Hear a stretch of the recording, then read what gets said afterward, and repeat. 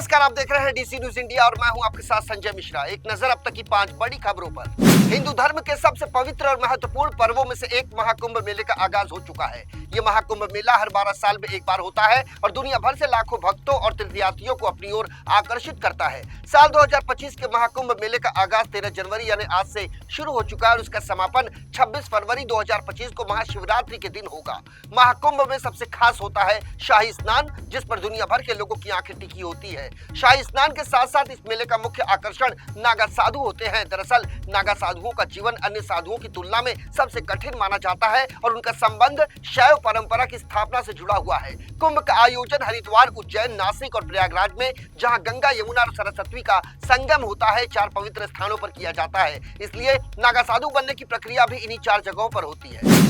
तकरीबन 144 सालों बाद आयोजित महाकुंभ के अवसर पर उत्तर प्रदेश के प्रयागराज में लाखों करोड़ों श्रद्धालुओं की भीड़ उमड़ पड़ी है। पौष पूर्णिमा के शुभ अवसर पर देश के हर कोने से तो श्रद्धालु आ ही रहे हैं, साथ ही विदेशी लोगों को भी इस महाकुंभ में डुबकी लगाते देखा जा रहा है। वहीं इस महाकुंभ में डुबकी लगाने के लिए एप्पल कंपनी के को-फाउंडर स्टीव जॉब्स की पत्नी लॉरेंस पावेल जॉब्स भी प्रयागराज पहुंच चुकी हैं। इससे पहले लॉरेंस पावेल जॉब्स भारत आते ही काशी विश्वनाथ मंदिर के दर्शन करने के लिए पहुंची थी, लेकिन जैसे ही उन्होंने मंदिर में अपने दर्शन पूरे किए, उसके बाद एक बहस छिड़ गई। ये बहस लॉरेंस पावेल को शिवलिंग ना छूने देने की वजह से छिड़ी है। भारतीय परंपरा के मुताबिक गैर हिंदू धर्म के लोगों को शिवलिंग छूने की अनुमति नहीं है, इसलिए उन्हें बाहर से ही दर्शन करवाए गए।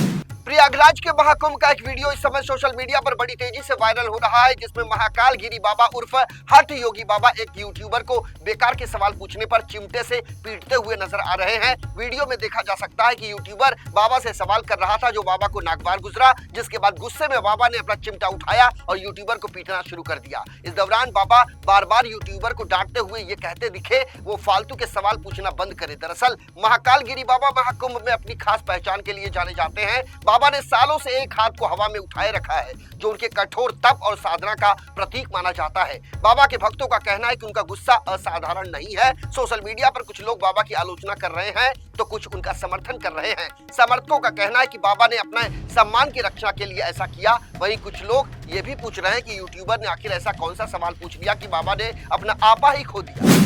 महाराष्ट्र के नासिक जिले में उस समय हड़कंप मच गया जब रविवार की रात मुंबई नासिक हाईवे पर एक टेम्पो ट्रक की टक्कर में 8 युवकों की मौत हो गई, जबकि इस घटना में 13 लोगों के घायल होने की बात सामने आ रही है। इस दुर्घटना में घायल सभी युवकों को नासिक के सिविल अस्पताल में इलाज के लिए भर्ती करवाया गया है। हादसे की जानकारी मिलते ही मंत्री गिरीश महाजन ने आज सुबह घटनास्थल का दौरा किया और अस्पताल में जाकर घायल युवकों का हालचाल जाना। यही नहीं, मंत्री गिरीश महाजन ने कहा कि मृतकों के परिजनों को 5-5 लाख रुपए की आर्थिक मदद दी जाएगी। वहीं घायलों का इलाज मुफ्त में किया जाएगा। भद्रकाली पुलिस से मिली जानकारी के अनुसार रविवार की रात लोहे के सरियों से भरा ट्रक धूले से मुंबई की ओर जा रहा था। उसी दौरान युवकों का एक समूह टेम्पो से धरण गांव से नासिक की तरफ लौट रहा था कि अचानक द्वारका फ्लाईओवर पर तेज गति से आ रहे टेम्पो ने ट्रक को पीछे से टक्कर मार दी। इस भीषण हादसे में 5 लोगों की मौके पर ही मौत हो गई, जिसमें अतुल मांडलिक, संतोष मांडलिक, दर्शन घरटे, यश घरटे और चेतन पवार शामिल थे।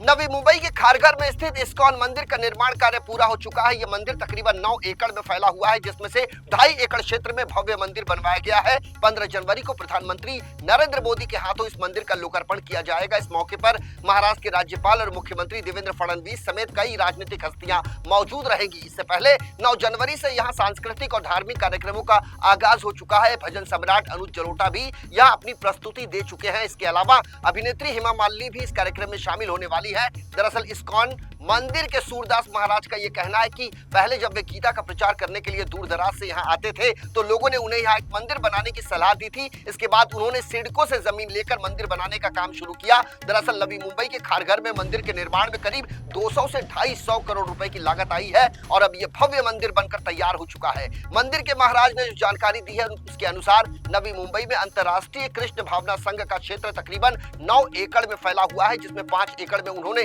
सुंदर बगीचा तैयार किया है। उनका कहना है कि आजकल मुंबई में ग्रीनरी की कमी है, लेकिन हमने यहाँ हरियाली बढ़ाई है।